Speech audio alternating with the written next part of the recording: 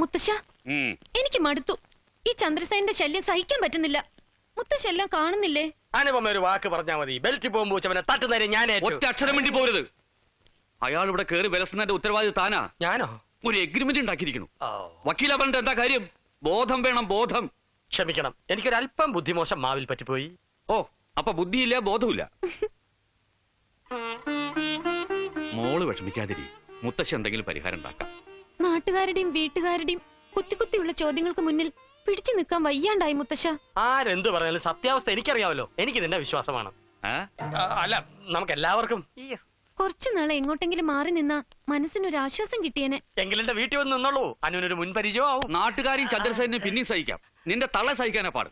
എന്റെ കല്യാണത്തോട് അമ്മ പേര് നിർത്തും. പേരല്ല, പോര്. അതൊരിക്കലും നടക്കില്ല. ഈ വയസ്സാം കാലത്ത് തനിക്ക് ആര് പെണ്ണ് തരാനാ? പതുക്കെ പറ മുത്തച്ഛ. അന്ന് ജോലിക്ക് പോയിരുന്നെങ്കില് ഇനിയിപ്പോ ആലോചിച്ചിട്ട് എന്താ കാര്യം? സമയം തീർന്നിട്ടില്ല. ജോയിൻ ചെയ്യാൻ ഇനിയും 2 ദിവസം ബാക്കിയുണ്ട്.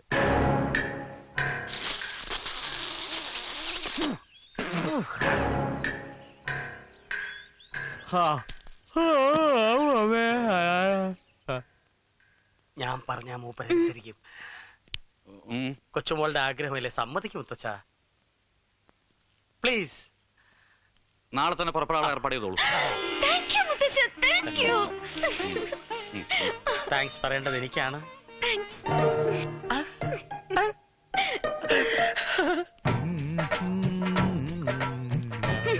ഏയ് മിസ്റ്റർ, എന്നോട് പ്രതികാരം ചെയ്യാനല്ലേ താൻ ഈ മാവിന്റെ ചോട്ടില് മേലോട്ട് നോക്കി കിടക്കണത്? ബസ്സിൽ പിടിച്ചു നിൽക്കാതെ മാഡത്തിനെ കസേരയിട്ട് കൊടുക്കണോ? നടക്കില്ല. നടക്കണ്ട, ഇരിക്കാം. വാശി മേനോൻ മഠത്തിലെ അനുപമയുടെ അടുത്ത് നടക്കില്ലെന്നാ പറഞ്ഞത്. അനുപമയ്ക്ക് ഒരു ലക്ഷ്യമുണ്ടായിരുന്നു, അതായത് എന്നെ. അതിലാരൊക്കെ ബലിയാടുകളായി പോയി. ഞാനല്ല, താൻ. എനിക്കതിൽ കുറ്റബോധമില്ല. തന്റെ ഈ ഇരിപ്പ് എനിക്കിപ്പോ ഹെൽപ്പായി. നാളെ ഞാൻ ജോലിക്ക് ജോയിൻ ചെയ്യും. First sight. Good bye. മുറിക്കോ? ഈ മാ മുറിച്ചോണ്ട് പോയ സ്ഥലം ഇടാൻ നോക്ക. കാലനല്ല, ലാലൻ. ഓ, ലാലനെങ്കിൽ ലാലൻ. നീ ഒന്ന് ആ പെണ്ണ് തന്റെ ലൈനാണല്ലേ? എങ്ങനെ മനസ്സിലാക്കി? വളർത്തു നാഹിയെ പോലെ വാലാട്ടിയുള്ള നടത്തവും വേലക്കാരന്റെ പെരുമാറ്റം കണ്ടപ്പോ തോന്നി. ആ തോന്നല് ശരിയാണ്. ഇന്നല്ലെങ്കിൽ നാളെ അവൾ എന്റെ ബീവിയാണ്.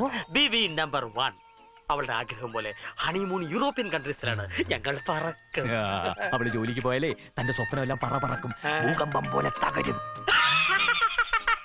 അതിനാകാശത്ത് ഭൂകമ്പം നടക്കില്ലല്ലോ. ഈ പൈലറ്റുമാരുടെ സ്വഭാവം തനിക്ക് അറിയില്ല മോനെ. ചില പൈലറ്റുമാര് അവളെ വിമാനം പൊക്കുന്ന പോലെ പൊക്കും, പിന്നെ നിലം തൊടിക്കില്ല. നല്ല ബെസ്റ്റ് പീസ് അല്ലേ? ആകാശത്തായതുകൊണ്ട് ഈ ചോറും പറയില്ല. അതോടെ അവൾ ആരുടെയോ ബീവി നമ്പർ 1, താൻ പൊട്ടൻ നമ്പർ 1.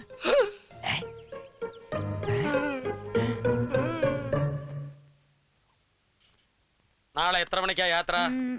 10 മണിക്ക് ഇവിടെ നിന്ന് പുറപ്പെടണം. 12-ന് കോയമ്പത്തൂരിൽ നിന്ന് ഫ്ലൈറ്റ്. നീ ആ ഫ്ലൈറ്റിന് പോകുന്നില്ല.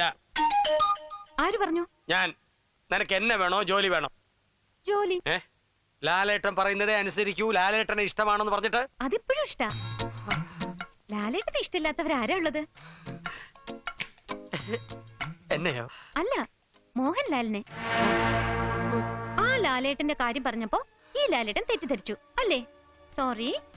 ആന കൊടുത്താലും ആശ കൊടുക്കരുത്. മിസ്റ്റർ, നിങ്ങളെ വിവാഹം ചെയ്യാൻ ഞാൻ അത്രയ്ക്ക് വലിയ വിഡ്ഢിയാണോ? അതിനെന്ത് യോഗ്യത നിങ്ങൾക്കുള്ളത്? ദേ, ഇനി ഇതിന്റെ പേര് കരഞ്ഞോണ്ടിരിക്കല്ലേ. 100 കൂട്ടം പണിയുള്ളതാ. എന്റെ ടിക്കറ്റ് ഓക്കെ ആക്കണം, ബാഗൊക്കെ പാക്ക് ചെയ്യണം. ഓക്കെ?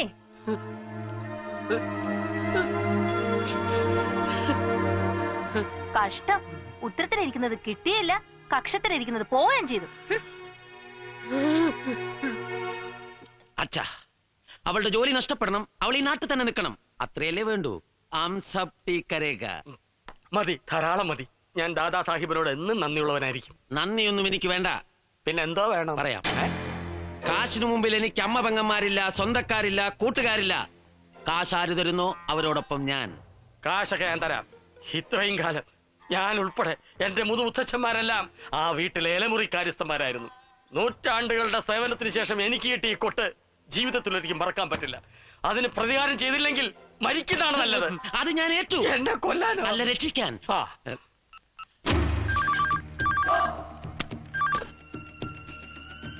ഹലോ. ചെങ്കീരി ദാസപ്പനല്ലേ? അതെ. ഞാൻ വിക്രം ദാദാ. എന്റെ ക്ലോസാ. തന്നെ ക്ലോസ് ആക്കണോ? അയ്യോ എന്നല്ല, ഞാനൊരു കൊട്ടേഷൻ എടുത്തിട്ടുണ്ട്, ഒരു കിഡ്നാപ്പിംഗ്. എനിക്ക് നേരിട്ട് ഇടപെടാൻ പറ്റില്ല, ഡീറ്റെയിൽ ആയിട്ട് പറഞ്ഞു കൊടുക്കുക. പറയാം. എയർ ഹോസ്റ്റസ് ആവുക എന്നുള്ള ഒറ്റ അത്യാഗ്രഹം കൊണ്ടാ നുണകളുടെ ഒരു കൂമ്പാരം തന്നെ അവൾ സ്വന്തം വീട്ടുകാരുടെ മുമ്പിൽ നിരത്തിയത്. അതുകൊണ്ട് താറുമാറായതേ നമ്മുടെ 3 പേരുടെയും കുടുംബജീവിതം. ഇപ്പൊ അവള് ജയിച്ചു, നമ്മളൊക്കെ അവളുടെ മുമ്പിൽ വെറും എന്തായാലും അവള് ജോലിക്ക് പോരുത്. സമയത്തിന് എയർപോർട്ടിൽ എത്താനും പാടില്ല. അവൾ എയർപോർട്ടിലോട്ട് പോകുന്ന വഴിക്ക് തട്ടിക്കൊണ്ട് പോയാൽ മതി. 2-3 ദിവസം കഴിഞ്ഞേ വിടാവും. അവളുടെ കൂടെ ആരെങ്കിലും ഉണ്ടാവോ? ഉണ്ടെങ്കിൽ അടിച്ച് നിരത്തിയേക്ക്. ബാക്കി കാര്യങ്ങളൊക്കെ ഞാൻ ഏറ്റെന്നേ. ഈ തട്ടിക്കൊണ്ടുപോലും പരിപാടിക്ക് പറ്റിയ ശിഷ്യന്മാരൊക്കെ എന്റെ കയ്യിലുണ്ടെന്നേ. 100% ഞാൻ അവളോടൊപ്പം വണ്ടിയിലുണ്ടാവും. അതുകൊണ്ട് കണ്ടുപിടിക്കാൻ ബുദ്ധിമുട്ടുണ്ടാവില്ല. എന്നെ അടിച്ച് ചമ്മന്തിയാക്കിയിട്ട് വേണം അവളെ കൊണ്ടുപോകാൻ. എന്ന് കരുതി എന്റെ മർമ്മത്തിനിട്ട് താങ്ങരുത്. വെറുതെ ആക്ഷൻ മതി, ഞാൻ തോറ്റു തന്നോളാം. വെറുതെ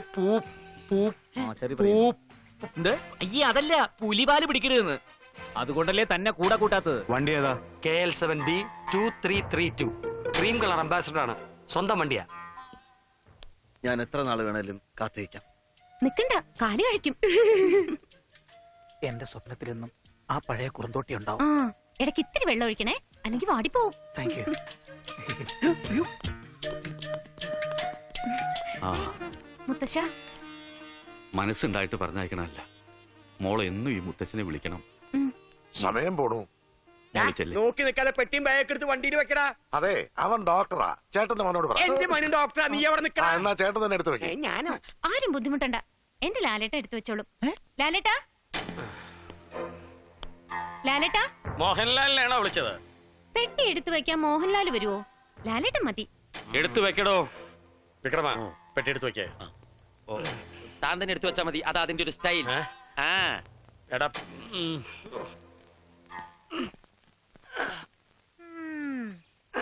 ബുദ്ധിയില്ലാത്ത കഴുത ഭാരം ചുമക്കും.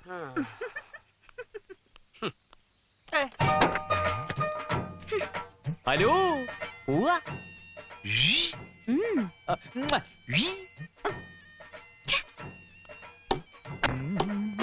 ഒന്ന് വേഗം പെട്രോ, മാവിന് വേദനിക്കൊന്നുമില്ല. ഹലോ. നമസ്കാരം. മാവേ? അതെ അതെ, മാവ് തന്നെയാ. വെട്ടി മുറിക്കില്ലേ? മാറി നിന്നോ, അല്ലെങ്കിൽ തലേ വീഴും. Comedy comedy. ചെല്ല് ചെല്ല്, എന്തായാലും വരാനുള്ളത് വഴി തങ്ങൊന്നുമില്ലല്ലോ. വാ വാ വാ.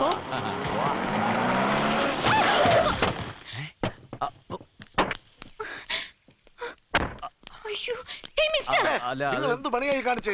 ഈശ്വര, ഒന്ന് മാറിയിരുന്നെങ്കിൽ.